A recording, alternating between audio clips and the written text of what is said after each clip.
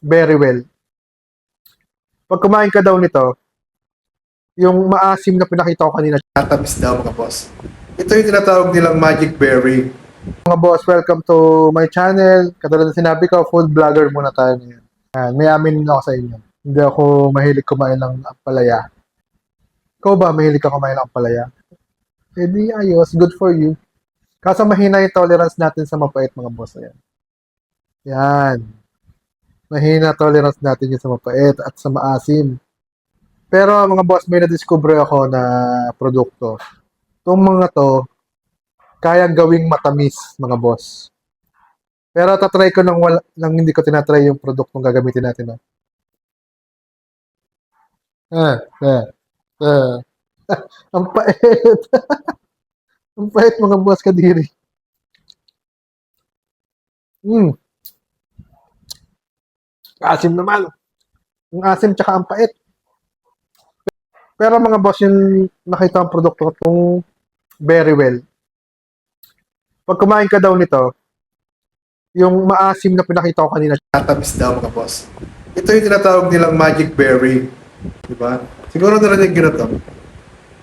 Ang laman niya ay ganito. Yan. Ang sabi dito, ngangatain mo lang siya.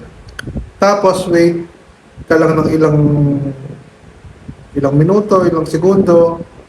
Mababago na yung panlasa mo. Ang laman nito ay 30 pieces na hubs. Ito ay kalating berry. Kalatinong berry. 30 na ganito ang laman niya mga boss. Try natin mga boss. Tara!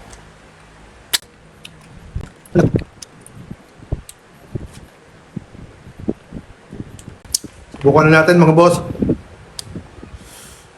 Anong gusto niyo? Mapait muna, maasim? Try mo na natin sa mapait. Ay, mukhang effective na naman. Mukhang kumalat na naman sa bibig ko.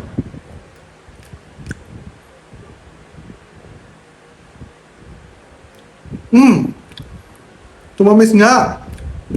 Para na siya sing kamas mga boss. Diba?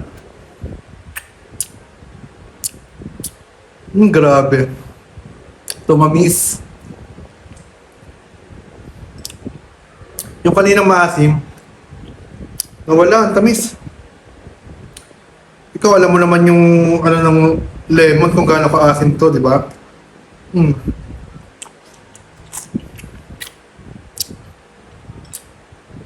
Walang kaasim-asim mga boss.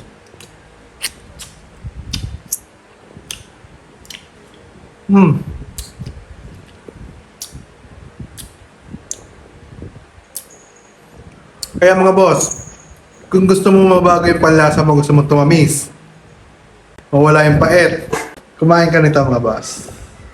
Kaya mga boss, available na dyan sa aking Yellow Basket. Ano pang hinihintay nyo?